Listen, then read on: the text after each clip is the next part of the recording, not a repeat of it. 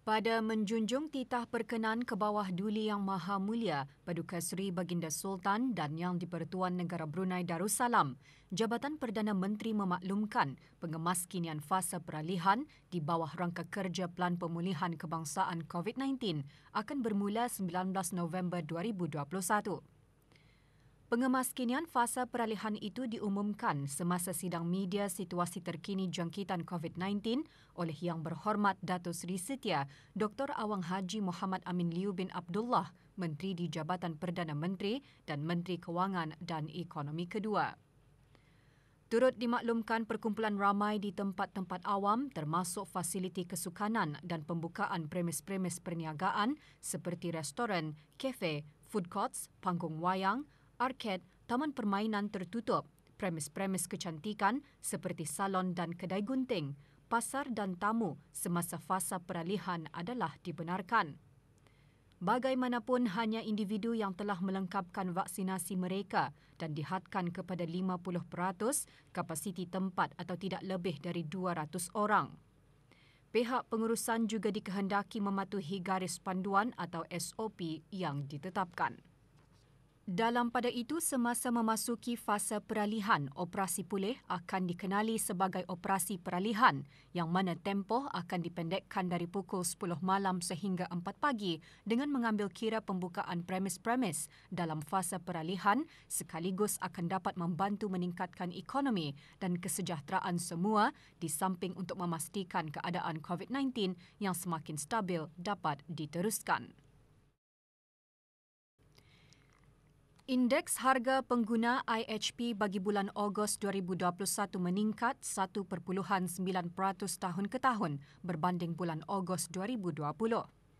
Harga makanan dan minuman ringan meningkat 2.1%. Manakala harga bukan makanan meningkat 1.9%. Jabatan Perancangan Ekonomi dan Statistik, Kementerian Kewangan dan Ekonomi dalam siaran medianya menyatakan perubahan bulan ke bulan IHP bagi bulan Ogos 2021 meningkat sebanyak 0.2% berbanding bulan Julai 2021. Indeks makanan dan minuman ringan dan indeks bukan makanan masing-masing meningkat 0.2%. Peningkatan IHP adalah didorong oleh peningkatan harga dan kos pengangkutan, makanan dan minuman ringan dan restoran dan hotel. Walau bagaimanapun, peningkatan ini diimbangi oleh penurunan harga dan kos perhiasan, peralatan isi rumah dan penyelenggaraan rutin isi rumah, perumahan, air, elektrik, gas dan bahan api lain dan rekreasi dan kebudayaan. Kenaikan bagi harga pengangkutan sebahagian besarnya disebabkan oleh kenaikan harga kenderaan bermotor diikuti oleh tiket penerbangan akibat jadual penerbangan yang terhad.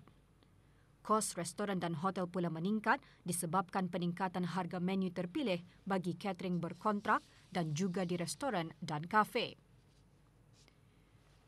Peningkatan harga menu terpilih adalah selaras dengan kenaikan harga bahan mentah. Harga makanan dan minuman ringan pula meningkat terutamanya disebabkan oleh kenaikan harga makanan seperti daging lembu dan kerbau, ayam, minyak masak dan sayur-sayuran. Kenaikan harga daging lembu dan kerbau antara lainnya disebabkan oleh peningkatan kos import khususnya perkhidmatan pengangkutan. Bagi daging ayam, peningkatan harga disebabkan oleh kenaikan kos makanan ayam. Manakala peningkatan harga minyak masak antara lainnya adalah selaras dengan kenaikan harga bahan input seperti minyak sawit. Laporan penuh IHP bagi bulan Ogos 2021 boleh diperoleh melalui laman sesawang JPES di www.deps.gov.bn.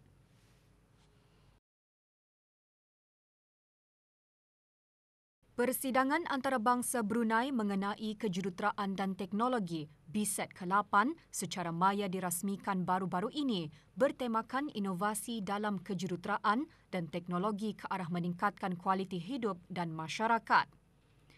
Persidangan dianjurkan bersama Fakulti Kejuruteraan UTB, Pertubuhan Ukur, Jurutera dan Arkitek Puja Brunei, Institution of Mechanical Engineers IMechE, Society of Petroleum Engineers SPE International Brunei Section, Institution of Civil Engineers ICE dan Institution of Engineering and Technology IET. Sebagai universiti teknologi terkemuka di negara ini, UTB menerapkan bakat yang bertanggungjawab secara sosial bagi membina keusahawanan dalam mencapai keupayaan inovasi dan industri berkaitan. Persidangan 3 hari itu mengandungi 20 sesi perbincangan. Lebih 200 kertas kerja dari pelbagai bidang diterima dari 30 buah negara. Seminar pertanian bersiri secara maya sempena Hari Peladang, Petani, Penternak dan Nelayan kali ke-11 Jabatan Pertanian dan Agri Makanan dihasrat menjadi platform yang berkesan untuk meningkatkan lagi kolaborasi dan percambahan fikiran ke arah meningkatkan pengeluaran dan mengukuhkan sekuriti makanan di negara ini. Siri pertama seminar dengan tema pertanian dalam kehidupan antara lain membincangkan kepentingan pertanian dalam kehidupan sama ada dari perspektif Islam ataupun perniagaan yang menyumbang kepada ekonomi negara. Seminar diadakan setiap hari Sabtu. Orang ramai yang ingin menyertai seminar tersebut boleh melayari platform Zoom atau live Instagram @agriculture.gov.bn bermula pukul 9 pagi.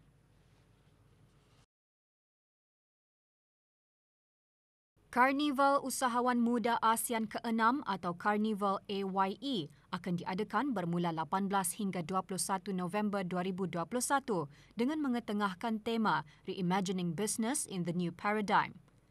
Tema kali ini menggesa para peniaga dan pengusaha muda untuk menangani cabaran yang dibawa COVID-19 melalui digitalisasi, kepimpinan, kerjasama dan penglibatan inklusif wanita dalam menangani cabaran ke arah pengadaptasian norma baharu. Karnival AYE dihoskan oleh Young Entrepreneurs Associations of Brunei sebagai pengerusi AYEC bagi tahun 2021. Melalui AYEC, Kelab Usahawan Muda Wanita ASEAN ditubuhkan pada bulan Julai 2017 sebagai platform menyatu padukan dan mengembangkan usahawan wanita muda serta komuniti peniaga wanita di ASEAN ke arah menyumbang kepada perkembangan sosio-ekonomi ASEAN.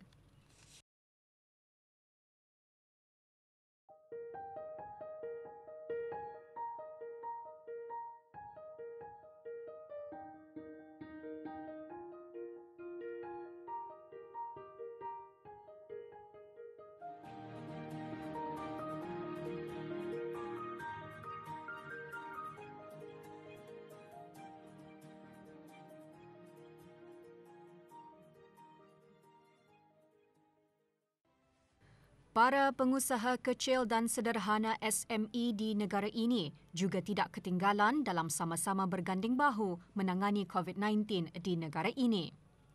Tidak dinafikan perniagaan turut terkesan akibat COVID-19.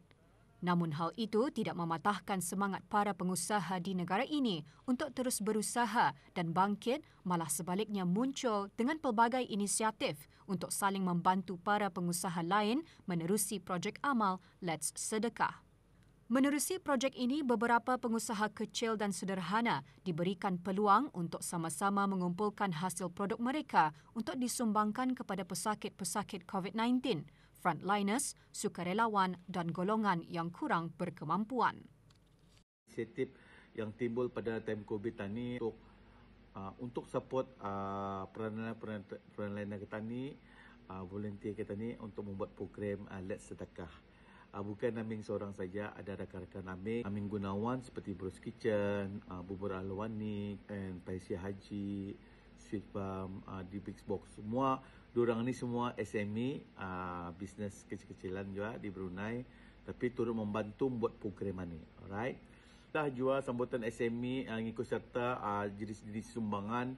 Kadang-kadang dari sumbangan diorang itu, diorang ada membagi a few produk, biskut, cookies, makanan kering lah untuk program sedekah ni. And then ada juga semua rata-rata orang kata ni orang Brunei, hamba Allah yang ikut menyumbang and support Aming Gunawan berkongsi rezeki macam mana kami membuat program sedekah ni. Alhamdulillah banyak sambutannya during the COVID ni, second wave ni, and kami pun banyak semua mengantar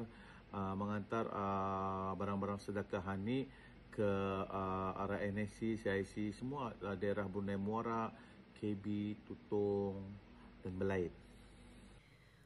Projek yang melibatkan para pengusaha kecil dan sederhana ini antara lain dihasrat dapat membantu pengusaha lain untuk terus berniaga sambil bersedekah serta mengukuhkan lagi silaturahim sesama pengusaha lain dalam membuat perkara yang berkebajikan, lebih-lebih lagi di musim pandemik ini. During the COVID tadi, kita ni mesti ada sifat-sifat yang kita ni mesti amalkan. Satu sifat kesabaran, satu sifat rendah diri, kita ni mesti ikut peraturan MOH, kerajaan dan mendengar nasihat-nasihat pada kawan-kawan juga. Kita ni sebagai SME, mesti kita ni berdikari mencari satu idea yang akan datang. Yang new normal ni endemik ni, kita ni akan interface tata cara baru macam mana kita ni involve dalam ekonomi Brunei Darussalam ni.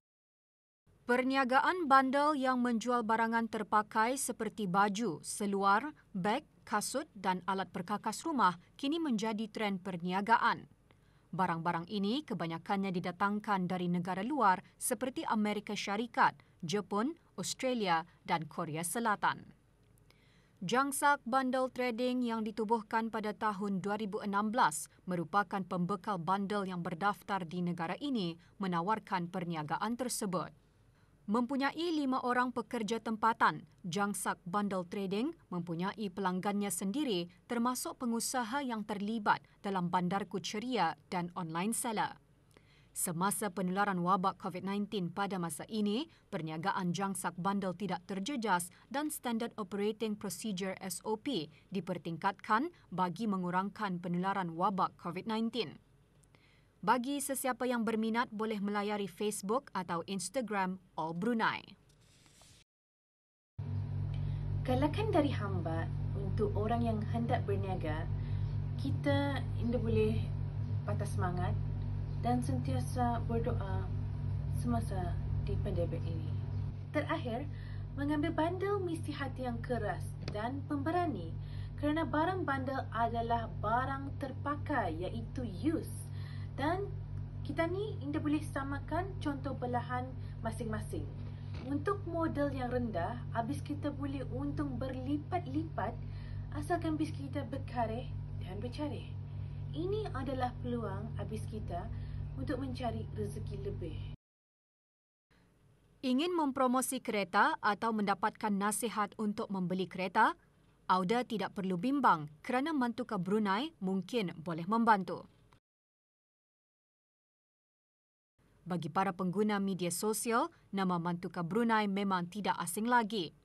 Ini kerana media sosial menjadi platform bagi pemilik Mantuka Brunei untuk memberikan khidmat nasihat untuk mereka yang ingin membeli kereta atau mempromosi kereta. Pengalaman dalam bidang kewartawanan memudahkan anak tempatan ini untuk mengongsikan pengalaman dan pandangan mengenai kereta. Walaupun dari awalnya membuat barang macam mana ini agak lain, agak ganjil daripada yang lain, apatah lagi pernah kena ketawakan, dikecam oleh netizen-netizen lah. Tetapi setelah lama kemudian program seumpama ini diterima. Di sebalik cabaran penularan COVID-19, Mantuka Brunei tetap beroperasi walaupun secara maya. Amba sendiri akan turun untuk mengambil video-video tu, menyunting pun sendiri. Tetapi kalau sekiranya projek itu memerlukan at least seorang atau 2 orang, at least amba membawa seorang lagi untuk mendangani amba menggambar ataupun menyunting. Tetapi SOP mesti diikut. Dengan prinsip jangan ambil hati apa orang kata, menjadikan nama Mantuka Brunei terus dikenali dalam kalangan pengguna media sosial. Jadi, kepada auda di luar sana, jangan jadikan teranah di rumah sebagai alasan untuk tidak berbuat apa-apa.